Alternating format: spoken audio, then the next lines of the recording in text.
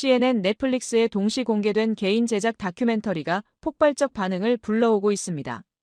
주인공은 미국 스탠퍼드 대학교의 레이첼 모건 교수, 42세 도시생태학 전문가이자 CNN 환경자문위원입니다. 그녀가 제작한 15분짜리 다큐멘터리 모든 것을 바꾼 강서울의 도시 르네상스가 24시간 만에 조회수 100만을 돌파했어요. 놀라운 건 이 영상이 한국의 한강과 서울 시민 문화를 다룬 내용이라는 점입니다. 처음 한국에 파견될 때 레이첼 교수는 단순한 생태보건 조사 정도로만 생각했다고 고백했어요. 하지만 현장에서 목격한 것은 여성이 밤에 혼자 이어폰을 끼고 조깅할 수 있는 도시, 시민들이 자발적으로 질서를 만들어가는 공공공간이었습니다. 이런 도시 문화는 세계 어디서도 본 적이 없다는 그녀의 증언이 전 세계 언론의 주목을 받고 있어요. 유럽과 미국 주요 도시들에서 한강 모델 도입을 검토하겠다고 발표했고 에미상 후보에도 올랐습니다. 단순한 출장이었던 것이 어떻게 전 세계를 감동시킨 다큐멘터리가 됐을까요? 미국 전문가의 마음을 완전히 바꿔놓은 한강의 진짜 모습이 대체 무엇이었는지 지금 바로 알아보겠습니다. 잠깐만요. 혹시 지금 어디서 듣고 계신가요? 구독과 좋아요 미리 눌러주시면 새해에도 건강하고 행복한 기운 듬뿍 받으실 거예요. 뉴욕 존 F 케네디 공항에서 인천행 비행기에 오르며 레이첼 모건 교수는 간단한 출장 계획을 다시 점검했습니다. 한강 생태보건 현황 조사 CNN 내부 보고서 작성, 기간 일주일. 42세인 그녀는 지난 15년간 전 세계 주요 도시의 하천 생태 보건 프로젝트를 자문해온 전문가였어요. 스탠퍼드에서 도시생태학 박사를 받은 후 CNN의 환경자문위원으로 활동하면서 템스강, 센강, 라인강 등을 직접 조사해왔습니다. 한국의 한강은 이미 학술지를 통해 여러 차례 접한 적이 있었어요. 아시아 도시 하천 복원의 성공 사례라는 평가를 받고 있다는 것도 알고 있었습니다. 하지만 이번 출장은 특별한 기대감보다는 일종의 루틴, 즉 업무의 연장이었어요. 현장감을 보충해서 보고서의 완성도를 높이는 정도의 목적이었죠. 12시간의 비행 후 인천공항에 도착했습니다. 공항에서 서울 시내로 들어가는 길에 택시 기사가 영어로 말을 걸어왔어요. 미국에서 오셨나요? 한강 구경하러 오신 건가요? 네, 연구차 왔습니다. 한강이 정말 좋아졌어요. 예전과는 완전히 달라졌죠. 창밖으로 보이는 서울의 첫인상은 예상과 크게 다르지 않았어요. 고층 빌딩들이 빽빽하게 들어선 전형적인 대도시 풍경이었습니다. 호텔에 체크인한 후 첫 일정으로 여의도 밤섬 조망대를 방문했어요. CNN 현지 제작진이 추천한 곳이었습니다. 한강 생태복원의 상징적 장소라고 소개받았지만 레이첼에게는 그냥 일반적인 도시 공원 같아 보였어요. 조망대에 올라 망원경을 들여다봤습니다. 강 건너편에 작은 섬이 하나 보였고 그 주변으로 갈대밭이 펼쳐져 있었어요.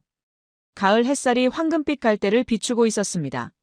확실히 아름다운 풍경이었지만 특별히 놀라울 정도는 아니었어요. 그런데 망원경을 조정하다가 갑자기 작은 새 한 마리가 시야에 들어왔습니다.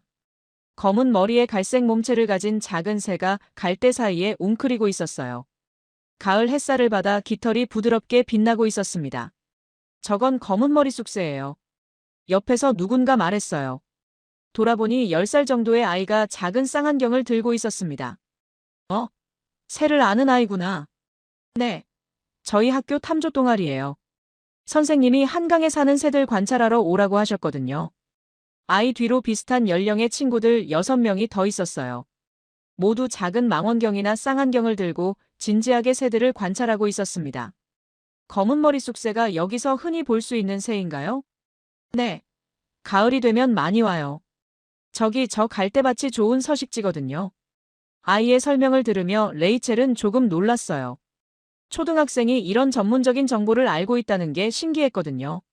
너희들이 직접 만든 거야? 한 아이가 손수 제작한 듯한 한강 조류 도감을 보여줬어요.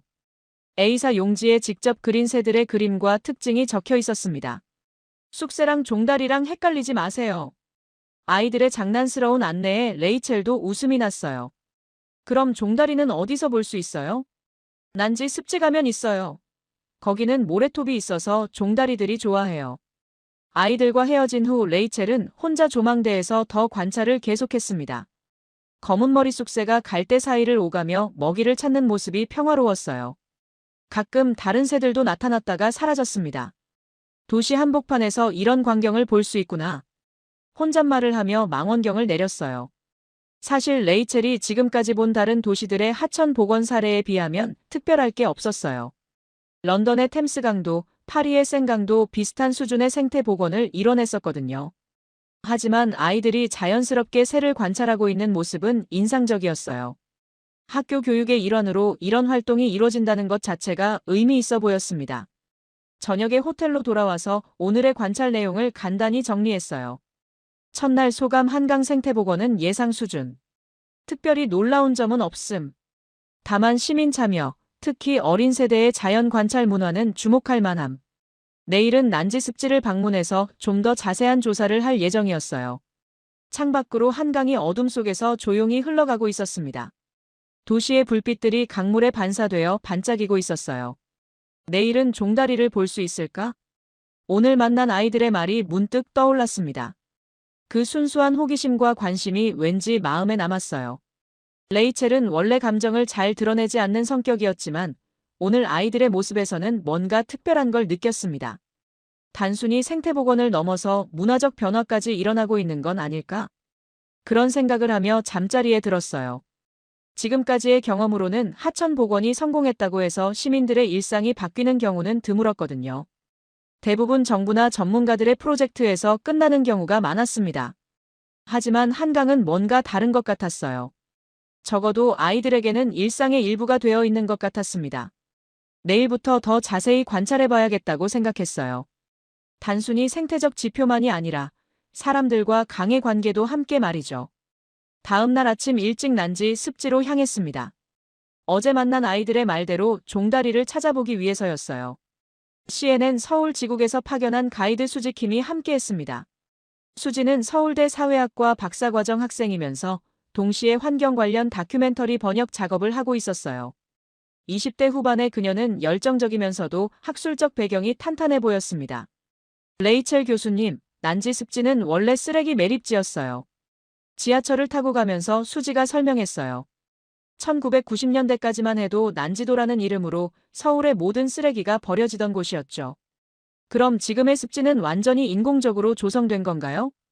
네, 하지만 흥미로운 건 복원 과정에서 자연적 천이가 일어났다는 거예요. 계획하지 않았던 생물들이 스스로 정착하기 시작한 거죠.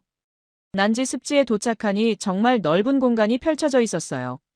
멀리 모래톱이 보였고 그 주변으로 다양한 수생식물들이 자라고 있었습니다. 저기 보세요. 수지가 손으로 모래톱을 가리켰어요. 작은 새 한 마리가 모래 위를 가볍게 뛰어다니고 있었습니다. 갈색 깃털의 짧은 다리를 가진 어제 아이들이 말했던 바로 그 종다리였어요. 쌍안경으로 자세히 관찰해보니 정말 귀여웠어요. 모래톱 위를 통통 뛰면서 작은 곤충이나 씨앗을 찾아먹고 있었습니다. 저 종다리는 언제부터 이곳에 와 있었나요? 정확한 시기는 모르지만 습지가 조성된 후 자연스럽게 찾아온 것 같아요. 아무도 종다리를 위해 특별히 뭔가 한 건 아니거든요. 그 말이 인상적이었어요. 계획하지 않았는데도 자연스럽게 찾아온 생명들이라는 뜻이었거든요. 종다리를 관찰하고 있는데 갑자기 하늘에서 큰 새들이 나타났어요. 제갈매기 무리였습니다. 10여 마리의 제갈매기들이 습지 상공을 원을 그리며 날고 있었어요. 하얀 날개와 회색 등, 그리고 날카로운 울음소리가 인상적이었습니다.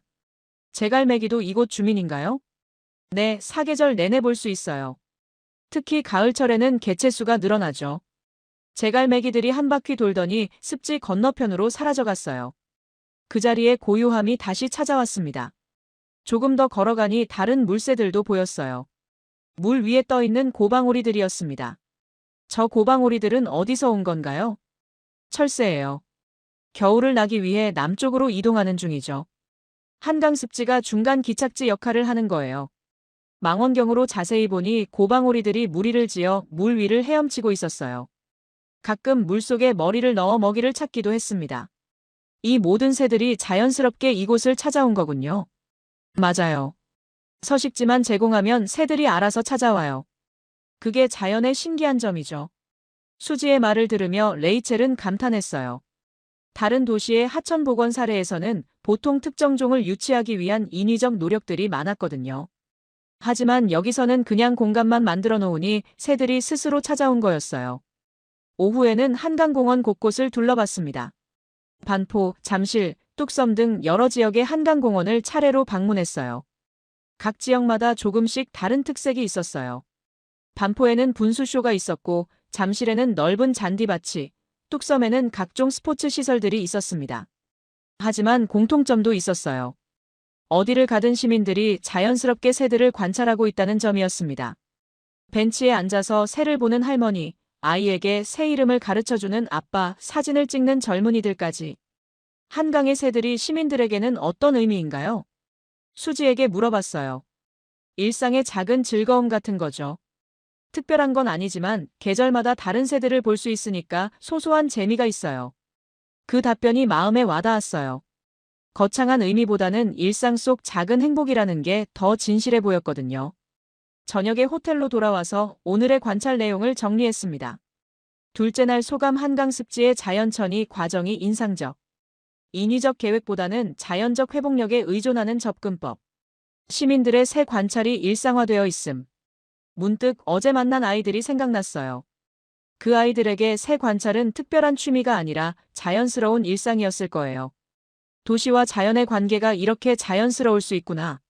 레이첼은 지금까지 본 다른 도시들과 한강의 차이점을 생각해 봤어요. 런던이나 파리에서도 하천 복원은 성공적이었지만 시민들의 일상과 이렇게 밀착된 느낌은 아니었거든요. 좀 더 관광지나 특별한 공간의 느낌이었어요. 하지만 한강은 달랐어요. 정말로 시민들의 일상 속에 녹아들어 있었습니다. 내일은 한강의 다른 측면들을 볼 예정이었어요. 단순히 생태만이 아니라 도시계획이나 시민문화 전반에 대해서도 관찰해 보려고 했습니다. 창밖으로 한강의 야경이 보였어요. 낮에 봤던 새들이 지금은 어디서 잠을 자고 있을까 궁금했습니다. 내일 또 다른 발견이 있을 것 같았어요.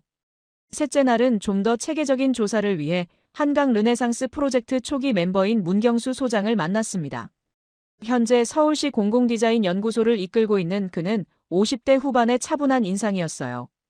20여 년간 한강 개발과 복원 과정을 직접 경험한 산증인이었습니다. 레이첼 교수님, 반갑습니다. 한강에 대한 궁금한 점들을 편하게 물어보세요. 오전에 만난 문 소장과 함께 반포대교로 향했어요.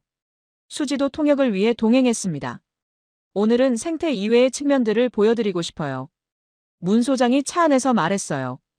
한강 복원이 단순히 환경 개선에서 끝난 게 아니라 도시 전체의 패러다임을 바꿨거든요.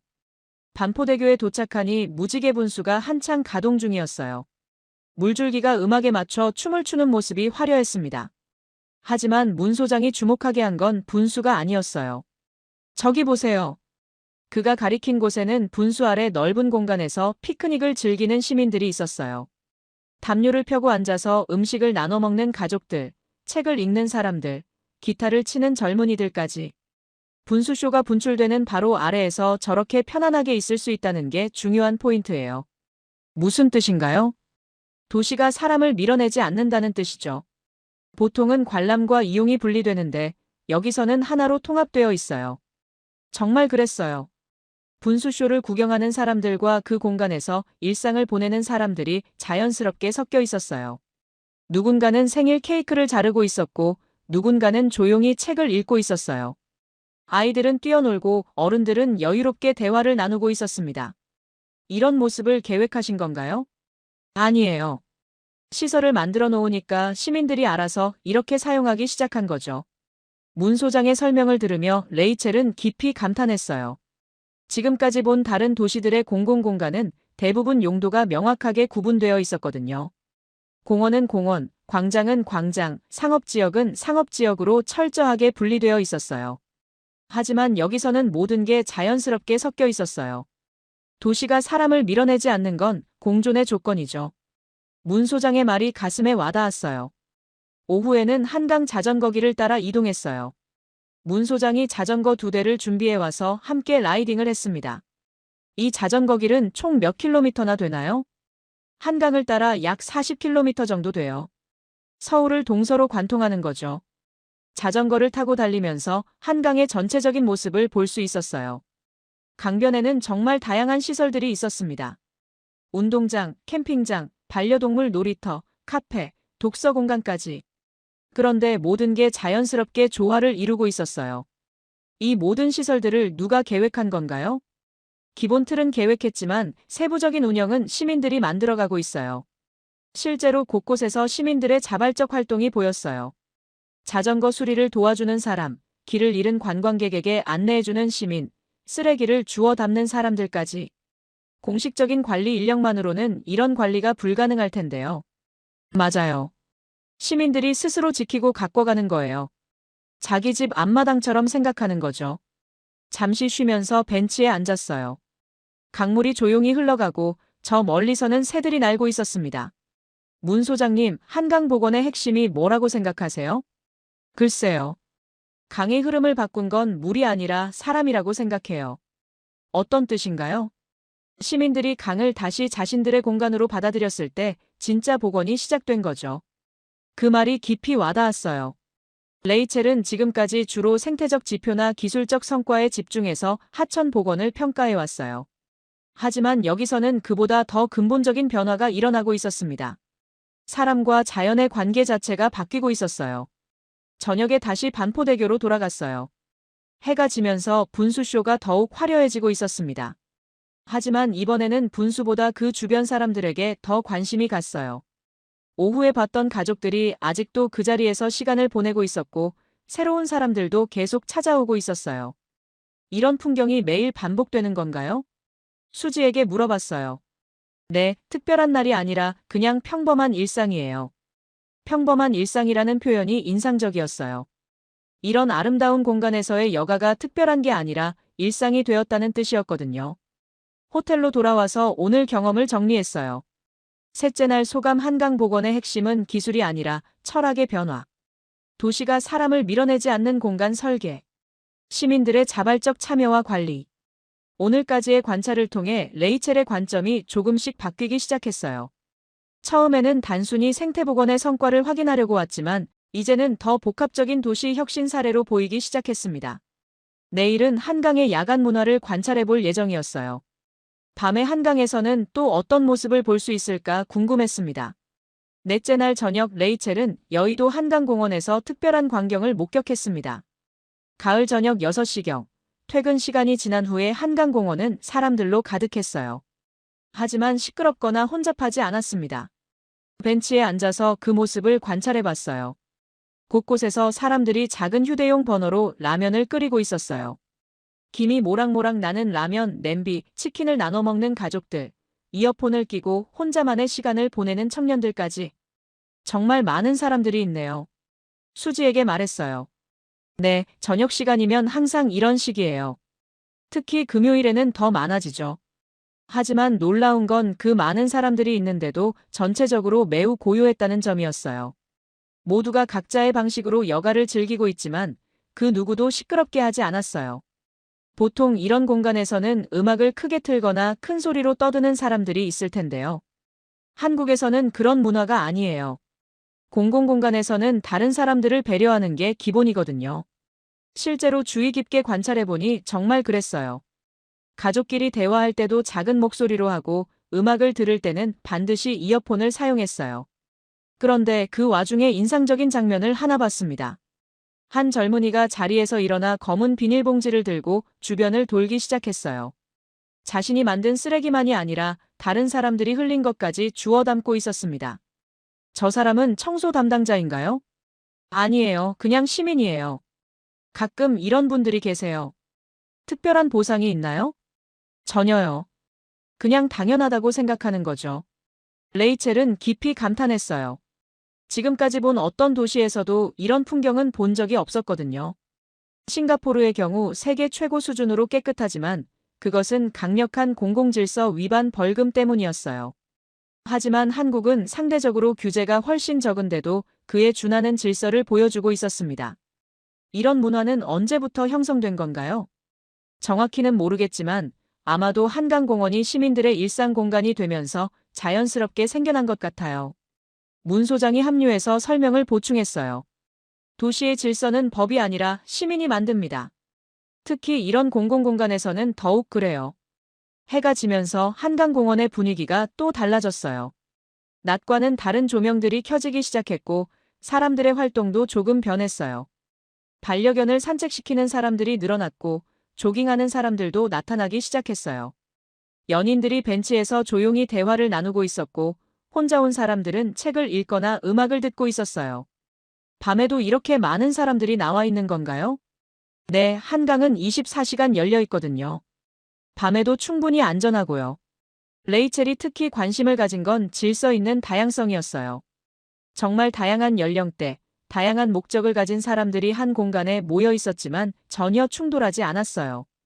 아이들이 뛰어노는 옆에서 할머니들이 조용히 대화하고 젊은 연인들이 데이트하는 근처에서 중년 남성이 혼자 책을 읽고 있었어요. 이런 조화로운 공존이 자연스럽게 이루어지는 게 놀라워요. 한국 사람들에게는 눈치라는 문화가 있어요. 다른 사람의 상황을 배려하는 거죠. 수지의 설명이 도움이 됐어요. 그럼 규칙으로 정해진 게 아니라 자연스러운 사회적 학습인가요? 맞아요. 누가 가르쳐 주지 않아도 보고 배우는 거죠. 밤 9시가 되면서 사람들이 하나둘 정리하기 시작했어요. 하지만 그 과정도 정말 질서 있게 이루어졌어요. 쓰레기는 모두 가져가거나 지정된 곳에 버렸고 사용했던 자리는 깨끗하게 치웠어요. 심지어 다음 사람을 위해 벤치를 깨끗하게 닦고 가는 사람들도 있었어요. 이렇게 자발적인 질서 의식이 일반적인가요? 한강에서는 특히 그래요. 모든 사람이 이 공간을 소중하게 생각하거든요. 레이첼은 이 모든 광경을 보며 정말 놀랐어요. 법이나 강제가 아닌 자율과 배려에 기반한 공공공간의 이용 문화를 본 건 처음이었거든요. 성숙한 시민의식 외에는 설명이 불가능하네요. 속으로 생각했어요. 밤 10시가 넘어서도 한강공원은 완전히 비지 않았어요. 야간 조깅하는 사람들, 자전거를 타는 사람들, 그리고 여전히 벤치에서 휴식을 취하는 사람들이 있었어요. 밤늦게도 안전한가요? 네, CCTV도 많고 순찰도 있지만 무엇보다 사람들이 많으니까 안전해요. 정말 그랬어요. 사람들이 있되 시끄럽지 않고 개방되어 있되 안전한 공간이었어요. 호텔로 돌아와서 오늘 경험을 정리했습니다. 넷째 날 소감 한국의 공공공간 이용 문화의 깊은 인상. 자율적 질서 의식과 배려 문화. 다양성과 조화의 공존. 법이 아닌 시민이 만드는 질서. 오늘 본 광경은 단순히 한강의 성공을 넘어서 도시 문화 전체의 성숙도를 보여주는 것 같았어요. 레이첼은 점점 한강이 단순한 하천 복원 사례가 아니라는 걸 깨닫고 있었습니다. 도시와 시민의 관계, 공공공간의 이용 방식, 사회적 학습과 문화 형성까지 복합적인 성취였어요. 내일은 한강의 야간 문화를 더 깊이 있게 관찰해 볼 예정이었어요. 특히 밤에 한강에서 어떤 활동들이 이루어지는지 궁금했습니다. 창밖으로 한강의 야경이 보였어요. 아직도 많은 사람들이 그 공간을 이용하고 있을 거였어요. 하지만 모두 조용하고 평화롭게 말이죠. 다섯째 날 밤 10시, 레이첼은 망원 자전거 대여소에서 자전거를 빌렸습니다. 한강의 야간 문화를 직접 체험해보기 위해서였어요. 수지가 안전을 위해 함께 동행했습니다. 밤에 자전거 타는 게 안전한가요? 네, 자전거길의 조명도 충분하고 사람들도 많아요. 게다가 경찰 순찰도 있고요. 실제로 밤 10시임에도 불구하고 자전거길에는 많은 사람들이 있었어요. 야간 라이딩을 즐기는 사람들, 조깅하는 사람들, 그리고 산책하는 시민들까지. 자전거를 타고 한강 북쪽 자전거길을 따라 달리기 시작했어요. 차가운 강바람이 얼굴을 스쳤고 멀리서 기타 소리가 들려왔습니다. 정말 로맨틱하네요. 레이첼이 감탄했어요. 도시의 야경과 강물, 그리고 적당한 인적까지. 모든 게 조화롭게 어우러져 있었어요. 반포 방향으로 가던 중에 흥미로운 장면을 목격했어요. 한 젊은 남성이 술에 취해 자전거에 타려고 하는데 근처 시민 2명이 다가가서 말을 걸었어요. 지금 상태에선 위험해요. 대신 택시 불러드릴게요. 단호하지만 친절한 어조였어요. 취한 남성은 처음에는 당황했지만 곧 고개를 끄덕이며 자전거에서 내렸어요. 시민들이 택시를 불러주고 안전하게 보내는 모습을 지켜봤습니다. 저런 상황이 자주 있나요? 가끔 있어요. 하지만 보통 시민들이 알아서 도와주죠. 공식적인 관리 시스템이 있는 건가요? 아니에요. 그냥 서로 배려하는 문화예요. 조금 더 달리다가 반대편에서 온 자전거 라이더와 만났어요. 노란색 헬멧을 쓴 20대 후반의 남성이었는데 배낭에는 국토종주라는 글자가 적혀 있었습니다. 안녕하세요. 어디서 오셨어요? 그가 먼저 인사를 건넸어요. 미국에서 왔어요. 연구차 한강을 보고 있어요. 와, 대단하시네요. 저는 부산에서 출발해서 서울까지 밤샘으로 타고 있어요. 밤에 혼자 이런 장거리를 타도 안전한가요? 네. 한강뿐만 아니라 전국 자전거길 어디든 심야에 크게 위험하지 않아요. 중간중간 휴게시설도 있고 사람들도 도움을 많이 줘요. 그의 말이 인상적이었어요. 밤에도 안전하게 전국을 자전거로 여행할 수 있다는 게 놀라웠거든요. 더 달려가다가 이번에는 조깅하는 여성과 마주쳤어요. 이어폰을 끼고 혼자 뛰고 있는 20대 여성이었습니다. 신호등에서 잠시 멈췄을 때 대화를 나눴어요. 밤에 혼자 조깅해도 안전해요? 네, 전혀 문제 없어요. 저는 영국에서 유학 왔는데 이 시간에 여성 혼자 이어폰으로 음악 들으며 조깅할 수 있는 도시는 서울이 유일할 거예요. 런던은 어땠어요? 템스강도 좋지만 밤에는 좀 위험해요. 게다가 여기는 무료이고 시설도 더 좋고 안전까지 보장되니까 정말 최고예요. 그녀의 증언이 레이첼에게는 매우 의미 있게 다가왔어요. 다른 선진국과 직접 비교한 현실적인 평가였거든요. 밤 11시가 넘어서도 한강의 야간 활동은 계속됐어요. 커플들이 벤치에서 데이트하고 친구들이 모여서 대화를 나누고 혼자 온 사람들은 각자의 시간을 보내고 있었어요. 이런 야간 여가 문화가 언제부터 형성된 건가요? 수지에게 물어봤어요. 한강 정비가 완료된 2000년대 후반부터 본격화된 것 같아요. 처음에는 낮에만 사람들이 왔는데 점점 밤에도 안전하다는 걸 알게 되면서 확산됐죠. 정부에서 특별히 야간 활동을 장려한 건가요? 아니에요. 시민들이 자연스럽게 만들어낸 문화예요. 시설만 제공하고 나머지는 시민들이 알아서 채운 거죠. 자정이 가까워지면서도 완전히 인적이 끊기지는 않았어요. 야간 근무 후 퇴근하는 사람들, 새벽 운동을 나온 사람들, 그리고 여전히 데이트 중인 커플들까지 24시간 도시의 모습이네요. 맞아요. 한강은 정말 잠들지 않는 공간이에요. 자전거 반납을 하고 걸어서 호텔로 돌아가는 길에도 계속 관찰했어요. 심야 시간임에도 불구하고 질서는 여전히 유지되고 있었어요. 쓰레기 하나 버리지 않고 큰 소리 내지 않고 서로 배려하면서 각자의 시간을 보내고 있었어요. 정말 성숙한 도시 문화네요. 레이첼은 깊이 감탄했어요. 호텔에 도착해서 오늘 경험을 정리했습니다. 5째 날 소감 한강의 야간 문화는 세계적 수준. 안전성, 접근성, 다양성 모든 면에서 탁월. 시민 주도로 형성된 자발적 문화. 24시간 열린 도시의 모델. 오늘 밤 경험은 정말 특별했어요. 여성 혼자서도 안전하게 심야에 운동할 수 있고 전국을 자전거로 여행할 수 있고 다양한 연령대가 함께 야간 여가를 즐길 수 있는 도시. 이런 도시를 레이첼은 세계 어디서도 본 적이 없었어요. 창밖으로 한강이 보였어요. 자정이 넘었지만 아직도 불빛들이 반짝이고 있었어요. 저 불빛들 하나하나가 모두 사람들의 일상이고 행복이라는 생각이 들었습니다. 내일은 지금까지의 관찰 내용을 정리해서 간단한 영상을 만들어 볼 예정이었어요. CNN에 제출할 보고서와는 별개로 개인적인 기록을 남기고 싶었거든요. 이미 레이첼의 마음속에서는 변화가 일어나고 있었어요. 단순한 생태보건 조사를 넘어서 더 의미 있는 메시지를 전하고 싶다는 생각이 들기 시작했습니다. 6째 날 레이첼은 지금까지 촬영한 영상들을 정리하기 시작했습니다. 호텔방에서 노트북을 켜고 지난 며칠간 기록한 클립들을 하나씩 검토했어요. 검은 머리 쑥새, 종다리, 고방오리들의 모습, 그리고 시민들의 일상 장면들까지. 그 중에서도 특히 마음에 드는 장면이 하나 있었어요. 밤섬을 배경으로 종다리떼가 날아오르는 모습이었습니다. 황금빛 갈대밭 위로 작은 새들이 일제히 날아오르면서 만드는 자연스러운 군무. 그 뒤로는 서울의 빌딩들이 실루엣으로 보였어요. 이 장면이면 충분해. 혼잣말을 하며 그 클립을 CNN 편집부에 전송했습니다. 함께 보낸 메모에는 간단한 메시지를 적었어요. 음악도 내레이션도 넣지 말아요. 그대로 아무것도 덧붙이지 말고. 1시간 후 CNN 편집부에서 연락이 왔어요. 레이첼, 이 영상 정말 인상적이네요. 어떻게 촬영한 거예요? 그냥 있는 그대로 담은 거예요. 연출이나 편집 없이요. 이거 특집으로 뽑읍시다. 그냥 진짜거든요. 편집부 팀장의 말에 레이첼도 놀랐어요. 단순한 기록 영상이 이렇게 주목받을 줄은 몰랐거든요. 어떤 특집으로 만들 생각이세요? 서울 자연이 도시와 만나는 곳 같은 제목으로요.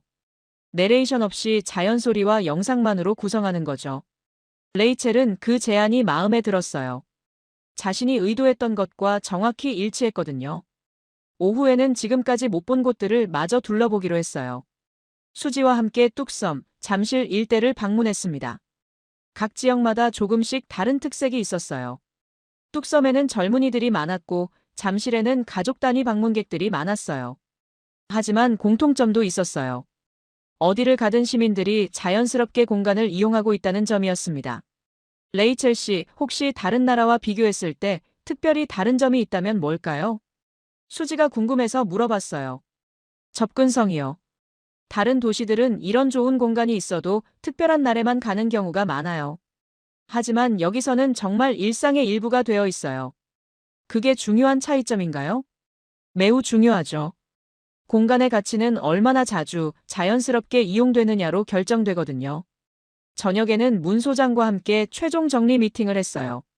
지금까지의 관찰 내용을 종합해서 이야기를 나눴습니다. 레이첼 교수님, 일주일간 어떠셨어요? 예상과 완전히 달랐어요. 단순한 생태복원이 아니라 도시 전체의 철학 변화를 본 것 같아요. 어떤 면에서 그렇게 느끼셨나요? 시민들과 공간의 관계요. 다른 곳에서는 보통 이용과 관리가 분리되는데 여기서는 시민이 동시에 이용자이면서 관리자예요. 문 소장이 고개를 끄덕였어요. 그게 한강복원의 핵심이었어요. 시설을 만들어주는 것보다 시민들이 주인의식을 갖도록 하는 게 더 중요했죠. 그런 변화를 어떻게 이끌어낸 건가요? 강제하지 않았어요. 대신 좋은 환경을 만들어 놓고 기다렸죠. 시민들이 스스로 변화를 만들어 가도록요. 그 말이 깊이 와닿았어요. 그날 밤 호텔에서 CNN에 제출할 최종 보고서를 작성했습니다. 하지만 이번에는 단순한 조사 보고서가 아니었어요. 더 의미 있는 메시지를 담고 싶었거든요. 한강 도시와 자연이 만나는 곳. 제목부터 바꿨어요.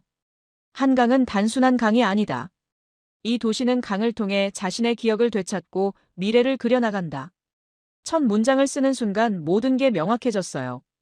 지난 일주일간 본 모든 것들이 하나의 이야기로 연결되기 시작했습니다. 새들의 모습, 시민들의 일상, 도시의 철학까지. 보고서를 완성하고 나서 개인적인 영상 편집도 시작했어요. CNN 특집과는 별개로 자신만의 기록을 남기고 싶었거든요.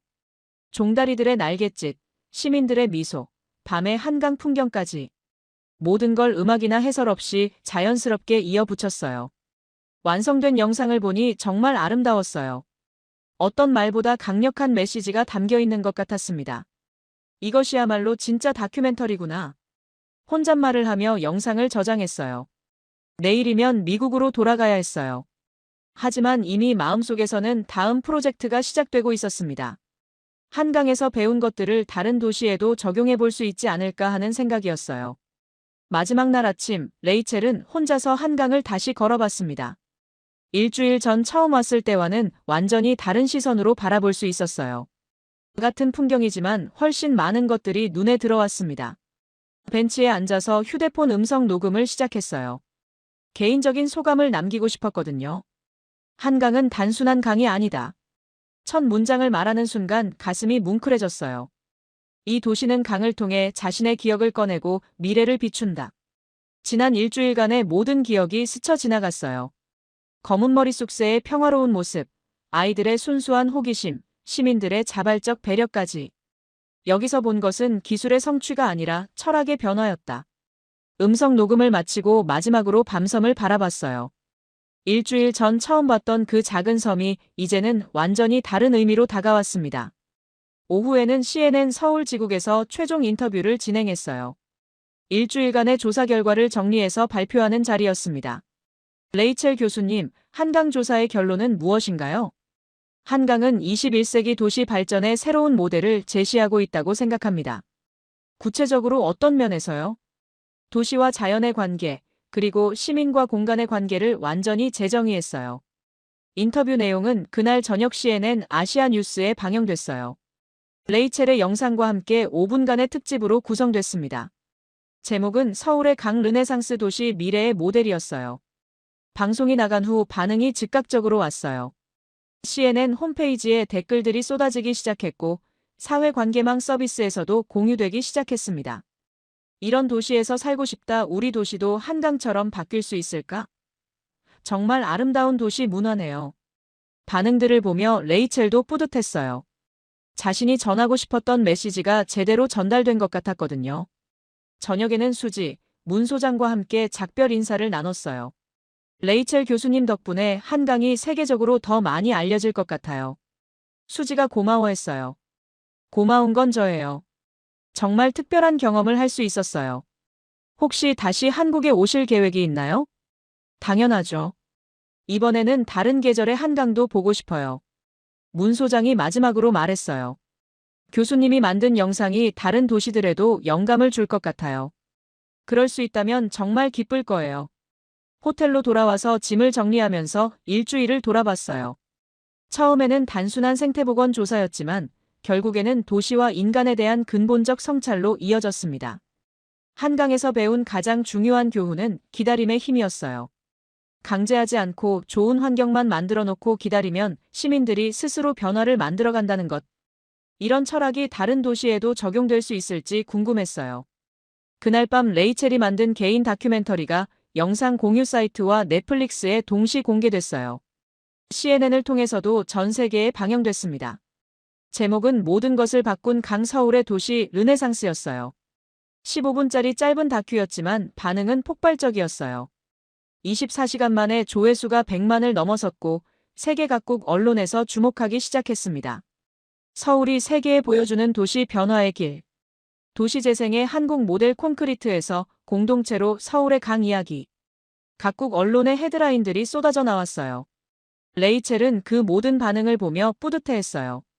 한강의 이야기가 전 세계로 전해지고 있었거든요. 하지만 무엇보다 기뻤던 건 이 영상을 통해 다른 도시들도 변화의 영감을 얻을 수 있다는 점이었어요. 창밖으로 마지막 한강의 밤 풍경을 바라봤어요. 내일이면 이 아름다운 도시를 떠나야 했지만 마음속에는 영원히 남을 것 같았습니다. 한강은 정말로 모든 것을 바꾼 강이었어요. 도시를, 시민을, 그리고 레이첼 자신까지도. 3개월 후 뉴욕타임스 본사 회의실이었습니다. 레이첼은 다음 프로젝트 기획회의에 참석하고 있었어요. 노트북 배경화면에는 가을 한강의 밤 사진이 담겨 있었습니다.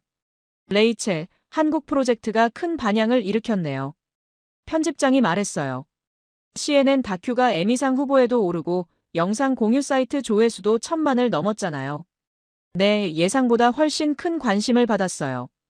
다음은 어디로 갈 건가요? 일본, 싱가포르? 동료들이 다음 목적지에 대해 의견을 제시했어요. 모두 비슷한 성공 사례를 찾으려는 제안들이었습니다. 하지만 레이첼의 대답은 예상과 달랐어요. 지금은 다음보다 이 장면을 오래 간직하고 싶어요. 회의실이 조용해졌어요. 무슨 뜻이에요? 한강에서 배운 건 단순한 성공 사례가 아니었어요. 도시와 인간의 관계에 대한 근본적 성찰이었거든요. 레이첼이 노트북 화면을 돌려 모두가 볼 수 있게 했어요. 가을 한강의 야경이 회의실 스크린에 투영됐습니다. 이런 장면을 성급하게 복사하거나 비교 대상으로 소모하고 싶지 않아요. 편집장이 고개를 끄덕였어요. 그럼 어떤 식으로 진행하고 싶으세요? 한강 모델을 다른 도시에 적용하는 컨설팅 프로젝트는 어떨까요? 급하게 새로운 성공 사례를 찾기보다는 이미 검증된 모델을 확산시키는 거죠. 그 제안에 모두가 관심을 보였어요. 실제로 한강 다큐 방영 후 여러 도시에서 문의가 들어왔거든요. 로스앤젤레스, 런던, 밀라노 등에서 한강 모델 도입을 검토하고 있다는 소식도 있었습니다. 좋은 아이디어네요. 서울강 모델 컨설팅 프로젝트로 진행해 봅시다. 회의가 끝나고 레이첼은 개인 사무실로 돌아왔어요. 책상 위에는 한국에서 온 편지가 하나 놓여 있었습니다. 수지로부터 온 것이었어요. 레이첼 교수님 안녕하세요. 한국은 이제 겨울이 왔어요. 한강에 철새들이 더 많이 와서 시민들이 더욱 바쁘게 관찰하고 있어요. 편지와 함께 겨울 한강의 사진들이 들어 있었어요. 눈 덮인 강변, 얼음 위에서 쉬고 있는 새들, 그리고 겨울 옷을 입고 산책하는 시민들의 모습까지. 교수님의 다큐 덕분에 외국인 관광객들도 많이 늘었어요. 특히 유럽에서 오는 분들이 많아졌고요. 마음이 따뜻해졌어요. 문 소장님도 안부를 전하라고 하셨어요. 그리고 언제든 다시 오셔서 겨울 한강도 보시라고 하시더라고요. 레이첼은 곧 답장을 쓰기로 했어요. 창밖으로는 허드슨강이 보였어요. 뉴욕의 겨울강도 나름의 아름다움이 있었지만 한강에서 느꼈던 생동감과는 조금 달랐습니다. 사무실 벽에는 CNN 에미상 후보 인증서가 걸려 있었어요. 하지만 레이첼에게 더 소중한 건 그 옆에 걸린 작은 사진이었습니다. 모래톱 위의 종다리 사진이었어요. 그 작은 새가 뛰어다니던 모습이 아직도 선명하게 기억났습니다. 아무런 연출이나 계획 없이 그저 자연스럽게 살아가던 그 모습이요. 오후에 스탠퍼드 대학에서 강연 요청이 들어왔어요. 도시와 자연의 공존 서울 한강 모델 분석이라는 제목이었습니다. 레이첼은 그 요청을 수락했어요. 한강에서 배운 것들을 더 많은 사람들과 나누고 싶었거든요. 저녁에 집으로 돌아와서 한강 다큐를 다시 한번 봤어요. 몇 개월이 지났는데도 여전히 감동적이었습니다. 특히 아무런 음악이나 내레이션 없이 자연 소리만으로 구성된 부분들이 더욱 인상적이었어요. 종다리들의 날갯짓 소리, 강물이 흐르는 소리, 시민들의 조용한 대화까지. 모든 게 그대로였지만 그래서 더욱 진실했습니다. 댓글들도 다시 읽어봤어요. 이 영상을 보고 서울로 여행 갔어요. 정말 아름다운 도시네요. 우리 도시도 이렇게 바뀔 수 있을까요? 자연과 도시가 이렇게 조화를 이룰 수 있다니 놀라워요. 전 세계 사람들의 진심 어린 반응들이었어요. 그날 밤 레이첼은 일기를 썼어요. 한강에서 돌아온 지 3개월이 지났지만 여전히 그곳의 영향 아래 있다. 단순한 출장이었던 것이 인생의 전환점이 되었다. 도시를 보는 시각이 완전히 바뀌었고 사람과 자연의 관계에 대한 이해도 깊어졌다. 무엇보다 기다림의 힘을 배웠다. 좋은 환경을 만들어 놓고 기다리면 사람들이 스스로 변화를 만들어간다는 한강의 철학이 이제는 내 삶의 원칙이 되었다. 일기를 쓰고 나서 한국 시간으로는 낮이겠구나 생각했어요. 지금쯤 한강에서는 겨울 새들을 관찰하는 시민들이 있을 거였어요. 그리고 그 중에는 처음 만났던 초등학생들도 있을 수도 있고요. 쑥새랑 종다리랑 헷갈리지 마세요. 라고 말했던 그 아이들. 레이첼의 눈에는 아직도 모래톱 위에 종다리가 있었어요.